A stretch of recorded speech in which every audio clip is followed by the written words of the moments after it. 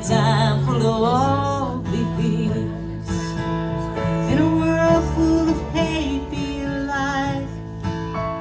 When you do somebody wrong, make it right. Don't hide in the dark, you were born to shine. In a world full of hate, be a light.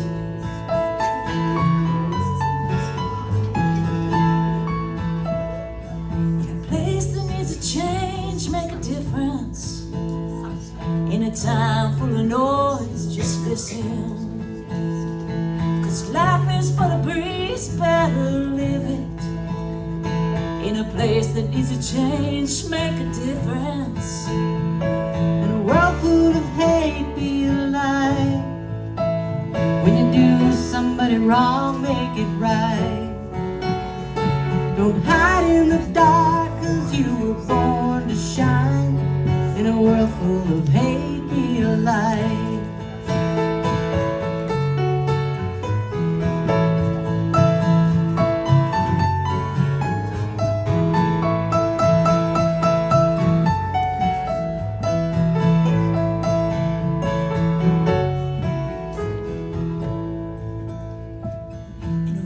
You can't win, slow it down. Yeah, you only get one go around. 'Cause the finish line is 6 feet in the ground. In a race you can't win, slow it down. In a world full of hate, be alive. When you do somebody wrong, make it right. Don't hide in the dark, you were born to shine. In a world full of hate, be a light. Yeah, it's hard to live in color when you just see black and white. In a world full of hate, be a light.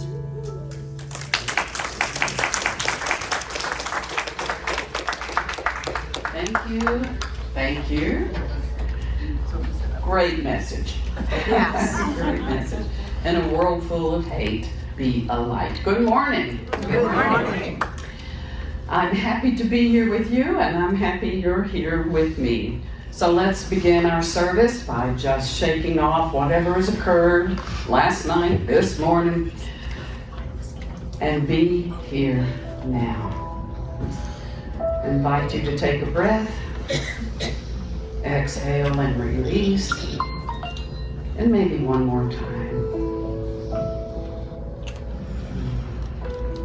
You might say to yourself, I am open and receptive to the living Spirit of truth as it expresses through each one of us.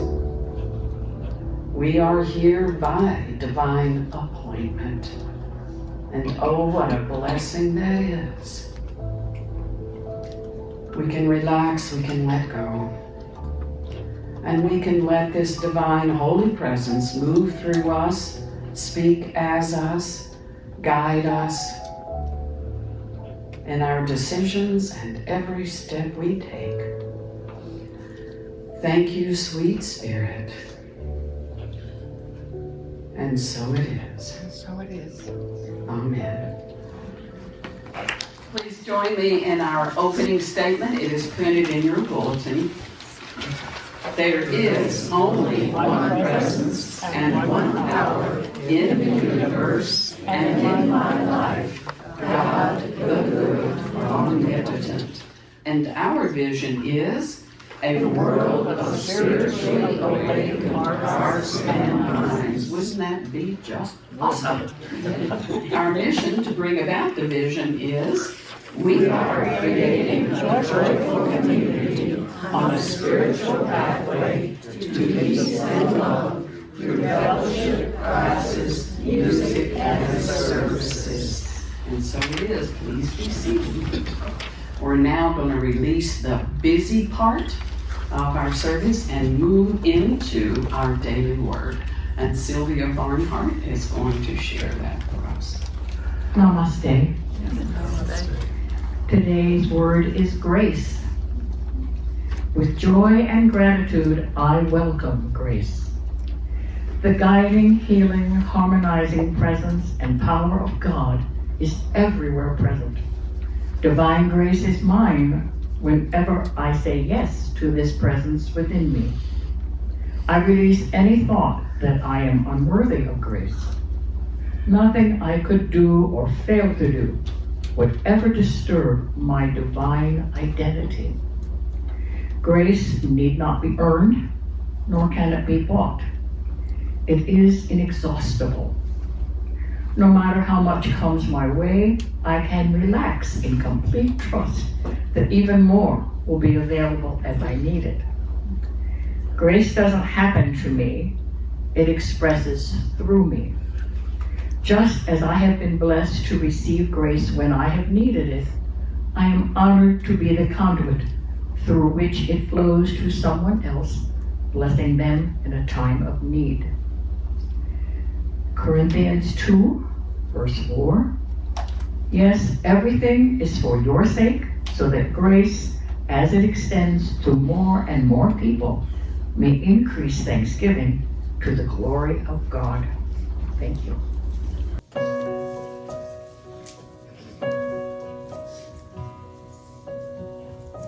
And he will raise you up on eagle's wings, bear you on the breath of dawn, and make you to shine like the sun, and hold you in the palm of his hand. You who dwell in the shelter of the Lord, who abide in his shadow for life, say to the Lord, my refuge, my rock in whom I trust. And he will raise you up on eagle's wings, and bear you on the breath of dawn, and make you to shine like the sun, and hold you in the palm of his hand. The snare of the fowler will never capture you, and famine will bring you no fear. Under his wing, your refuge, his faithfulness, your shield. And he will raise you up on eagle's wings, and bear you on the breath of dawn, and make you to shine like the sun, and hold you in the palm of his hand. You need not fear the terror of the night, nor the arrow that flies by day. Though thousands fall about you, near you it shall not come. And he will raise you up on eagle's wings, and bear you on the breath of dawn, and make you to shine like the sun, and hold you in the palm of his hand. For to his angels he's given a command to guide you in all of your ways. Upon their hands they will bear you up, lest you dash your foot against the stone. And he will raise you up on eagle's wings, and bear you on the breath of dawn, and make you to shine like the sun, and hold you in the palm of his hand.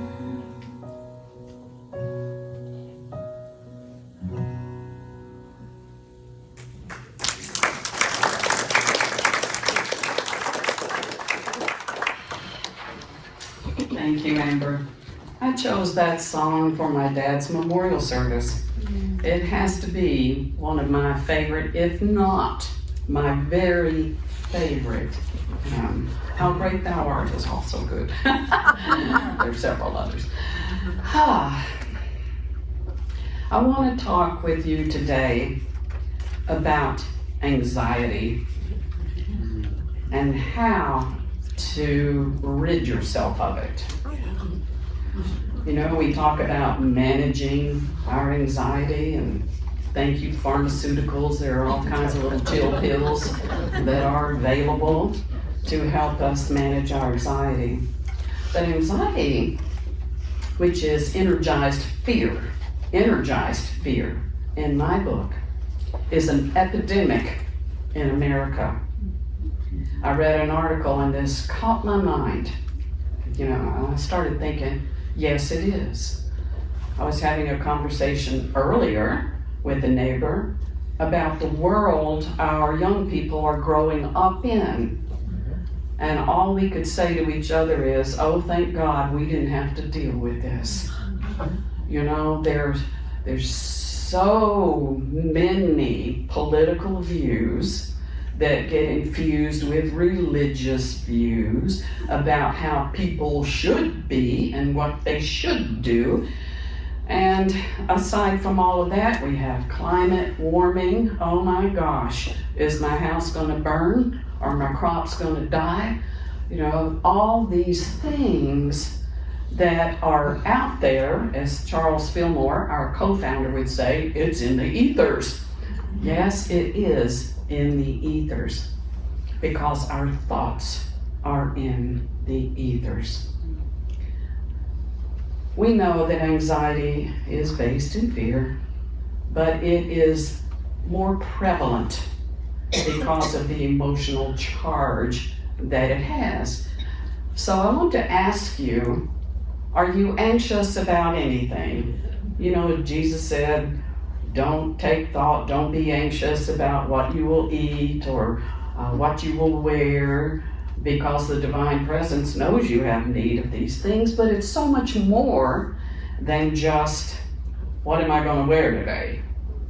Oh dear, I put on something I bought, it had a little hole in it, and I went, oh, well, I'm not wearing that until I sew it. You know, unexpected stuff happens. So, what really threatens you?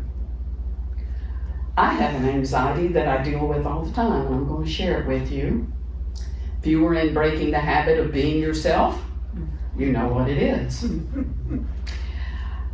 When I get in a car as the passenger and someone else is driving down the bumpy interstate on a windy day, and I'm sitting there, I feel totally helpless and out of control. It's very uncomfortable. It's very uncomfortable. And I can know the origin of this. When I was young in college, I was sitting in the back seat of a head-on collision on a dark, hilly Tennessee highway, and people were killed. I was not. But I do remember it. And then there was the time just sitting at an intersection, minding my business, when a guy comes off the interstate, runs the red light, hits something else, and here comes the car sliding straight toward mine. So I'm a little jumpy when I'm in a car and other people have the control. So let's talk about control. Is there such a thing? Is there such a thing? We do our best to make good decisions and do what is right. But we are not in charge of everybody else. I can only be in charge of the car I'm driving. Just like I can only be in charge of my own consciousness. So what to do? Well, I've got an idea. I think I'll get therapy. That'll fix me. I'll go to therapy and talk this all out and figure out what the core is. And we can do that. And as a former therapist, I can tell you that can be helpful. But is that enough? I mean, I just told you what I believe to be the origin of my anxiety in a car, does that take the anxiety away? No, not necessarily. And I can tell myself, Donna, calm down. Well, that was helpful, wasn't it? It's a very real issue. So what my practice is now is I take my eyes off the road. I take my eyes off the appearances, and I try my best not to be a backseat driver. Although I'm peeking through, they're changing lanes. I see it. I know, just making sure, my anxiety. I take my eyes off the road because we have some really good teaching from Jesus who said, judge not by appearances, but use righteous judgment. Righteous judgment. So what is righteous judgment? Well, in Unity we say that is right judgment. Okay, so what is the right judgment? This is a dangerous interstate in my opinion, and there are lots of figure eights and people jockeying 4 lanes. Isn't that what is? This is my ego trying to do spiritual principle. What is that God is in charge, and that God's will for me, the vision, divine vision for me, is absolute good. Absolute good. And that holds true for you and every single person on the planet. That's hard to remember sometimes, because when we're anxious, there are certain things we do. We judge. We judge. And it really comes out. Just coming to church this morning, coming out of my little neighborhood, there's one street where there's no yield sign, but everybody knows to yield, right? So here I am, and I'm headed toward the intersection to make a right turn, and the street right in front of me, here comes this car. Vroom! I'm proud of myself. I honked. I honked. What is the hurry? Will you please slow down? Just slow down. And be mindful of your surroundings. When we're anxious, our judgment gets really limited. Our ability to see beyond the horizon or beyond our own opinions shuts down. We shrink in consciousness. We really do. So, what do we do? I have a story to share with you.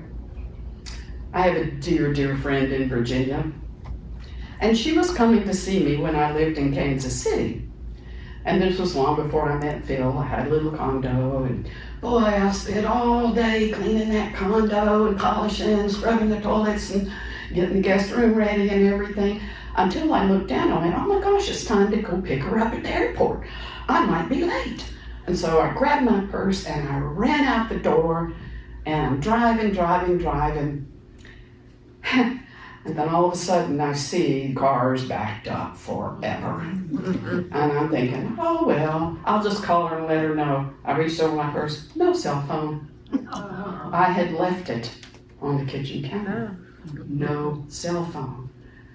I was an hour and a half late picking her up. In the meantime, she's calling me. Donna isn't answering. Oh my gosh, has there been an accident? Is she dead? Our mind automatically, when we're anxious, goes to the worst case scenario. So finally, when I pulled up, she had already called my friend Duke. She had called to find out what was going on. So needless to say, she was extremely happy to see me, and I was happy to arrive, and she got in the car and we started laughing, and I told her what had happened, and she says, well, what else can we do but manage our own anxiety? And I just looked at her and I said, yes, that's why you're my best friend. Because she knew that.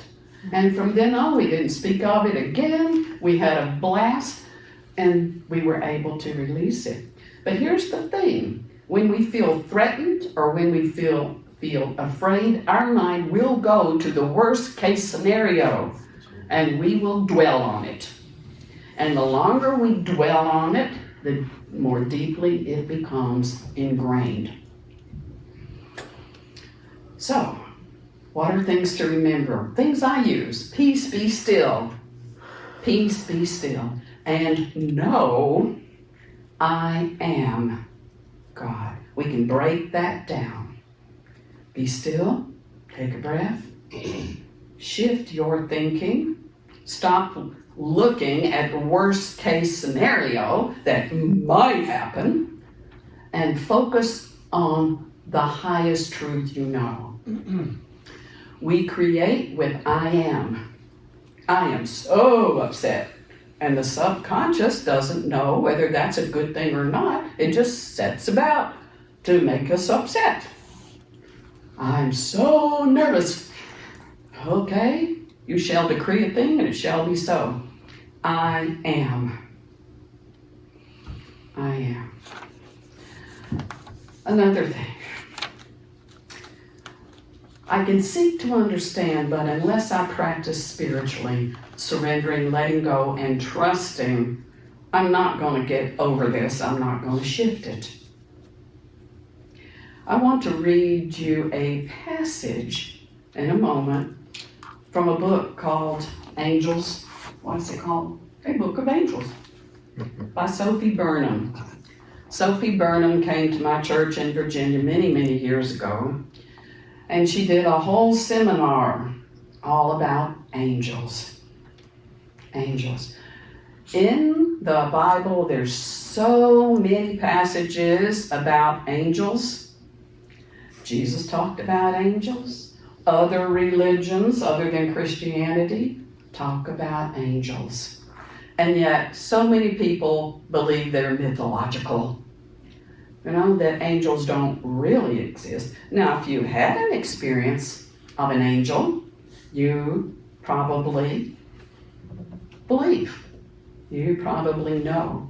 You know, Carl Jung was asked one time by a reporter if he believed in God. And he said, I don't believe, I know. I don't believe, period. I know. And it came out in the article, I don't believe I know.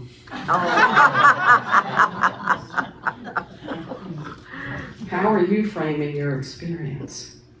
How are you framing your experience? I want to read you something.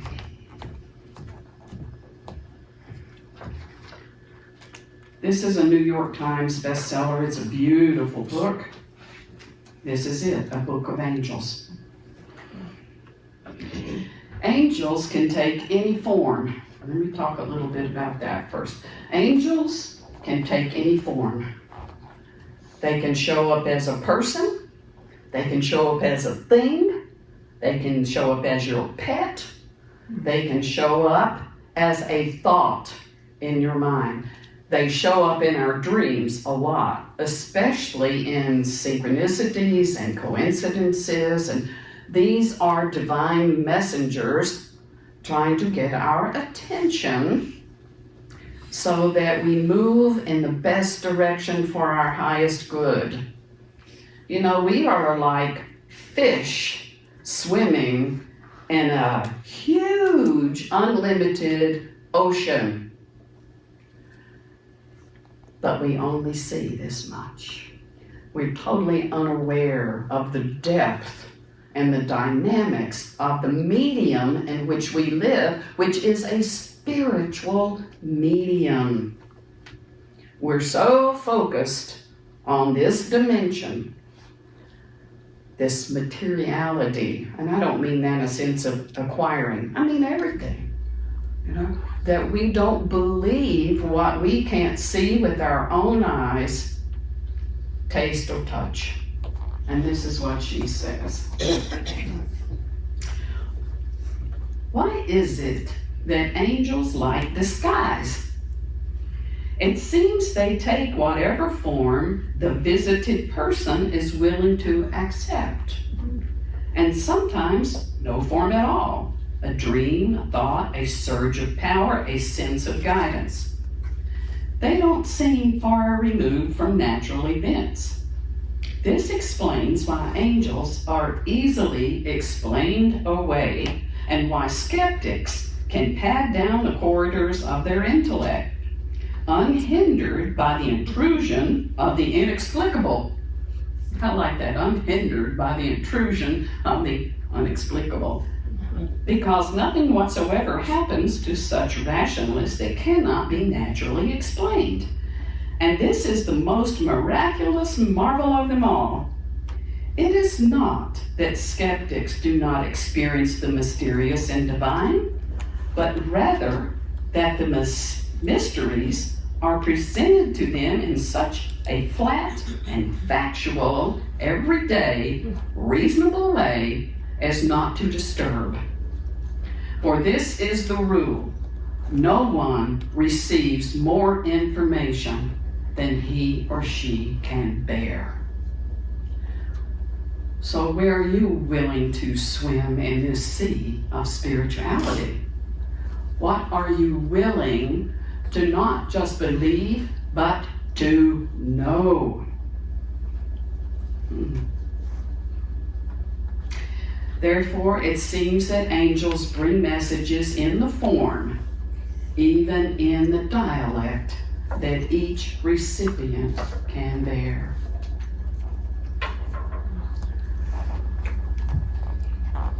We are never alone. We say that. And when we say that, we may think of other people, and we may think of this, to a lot of people, nebulous God out there. God is always with me. If that's the case, then focus on that. When you find yourself threatened, afraid, maybe a bad driver threatens you, you think, maybe a diagnosis threatens you, maybe a belief in a gun as the might that makes right scares you, whatever scares you, don't look at it in this world.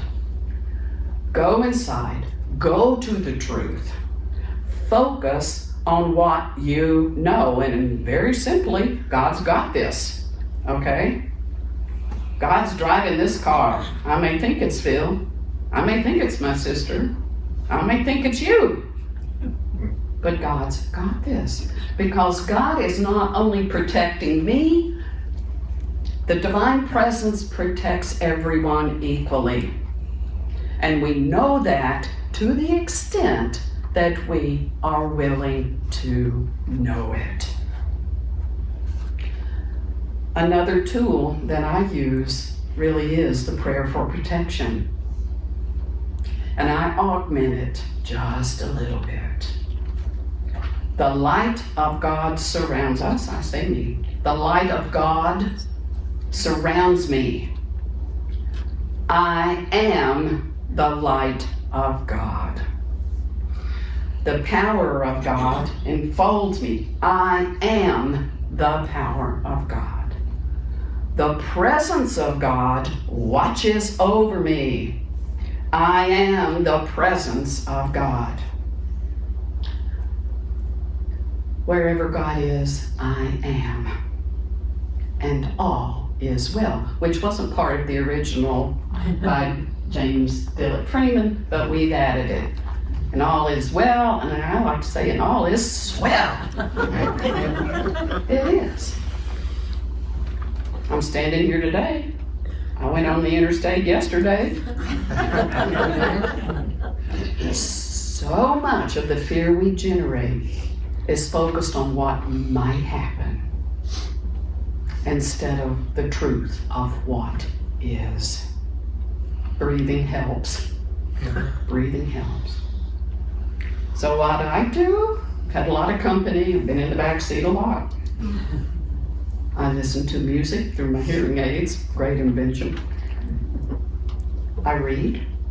I look out the window and appreciate the scenery that's passing by. I nurture positive thoughts.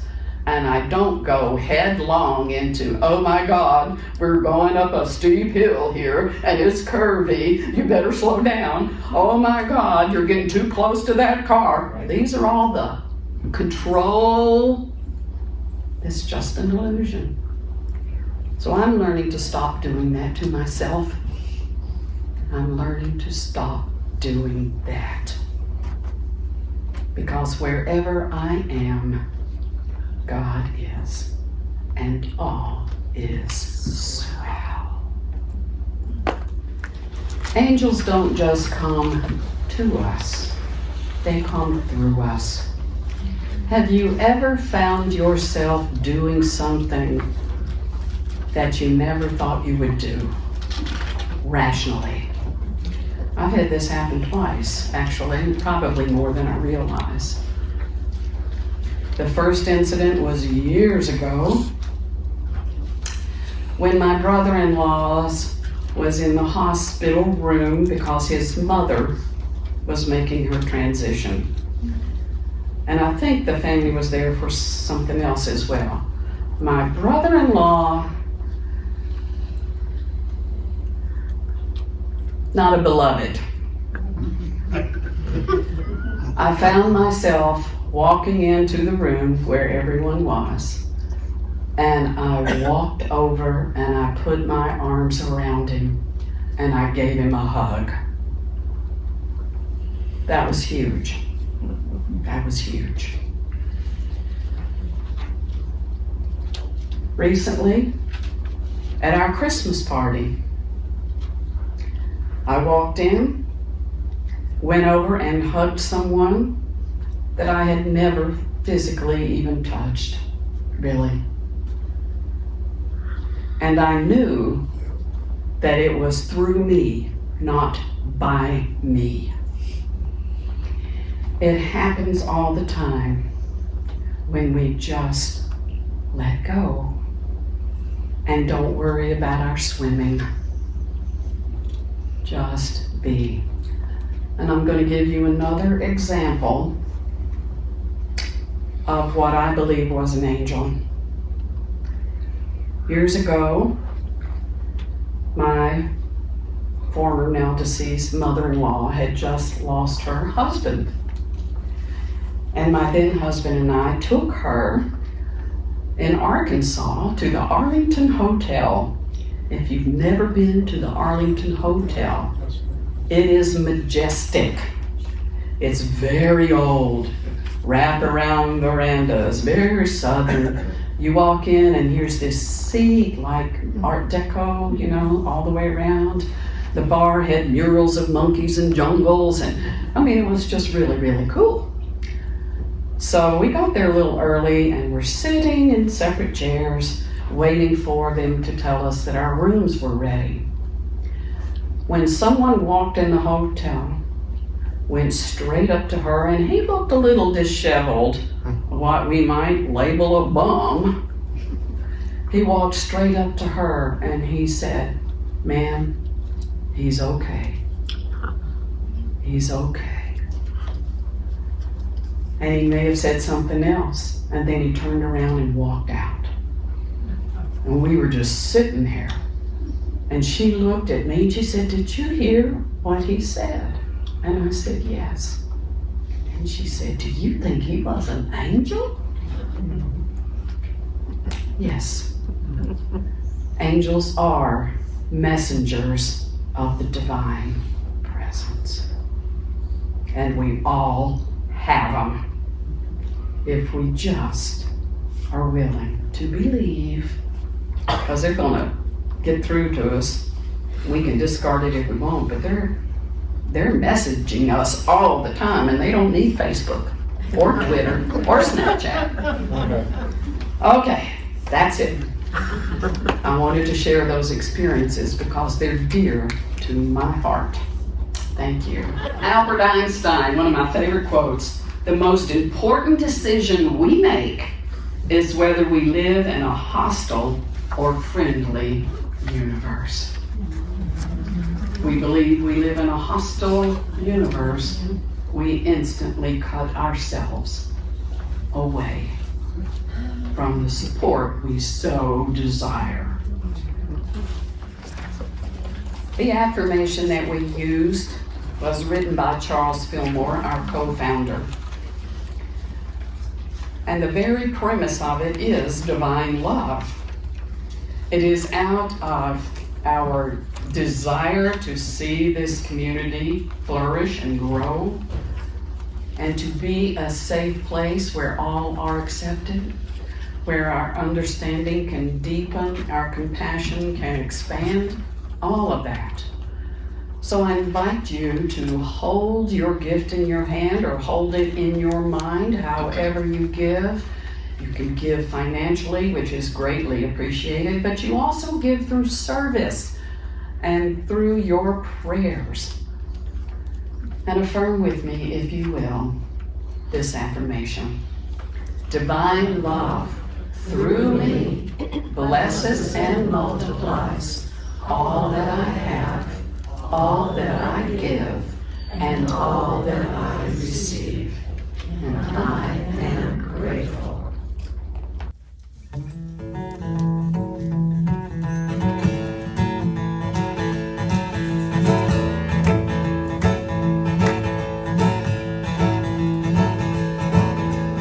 Every day I wake up wondering what will be. Will we find the answers? Let our hearts be free.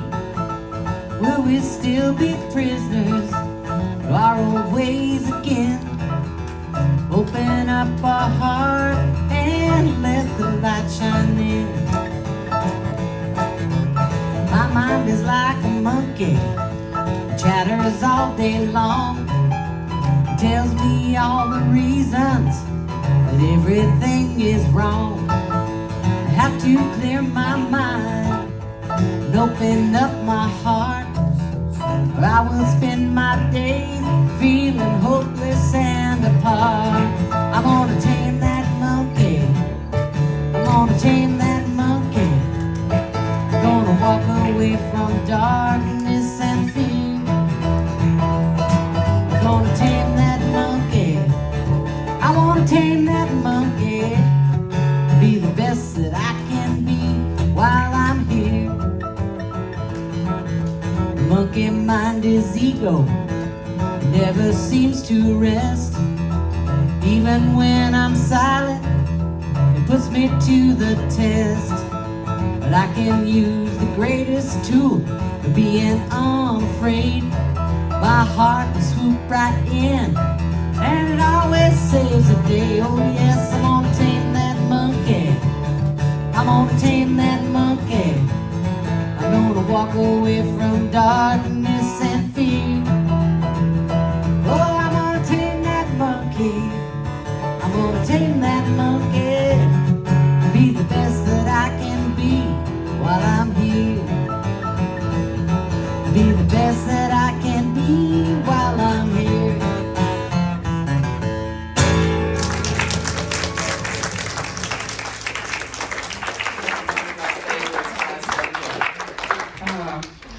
What do you think the best way to tame the monkey is? Bananas.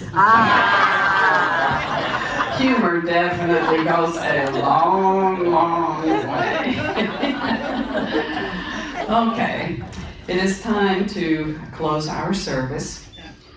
And with that, I ask you to consciously pray the prayer for protection. And if you want to try adding a little phrase, such as, the light of God surrounds us, I am the light of God, the love of God, and so on and so forth. That's fine. The light of God surrounds us. I am the light of God. The love of God surrounds us. I am the love of God. The power of God protects us. I am the power of God. The presence of God watches over us. I am the presence of God. Wherever I am, God is. and all is swell.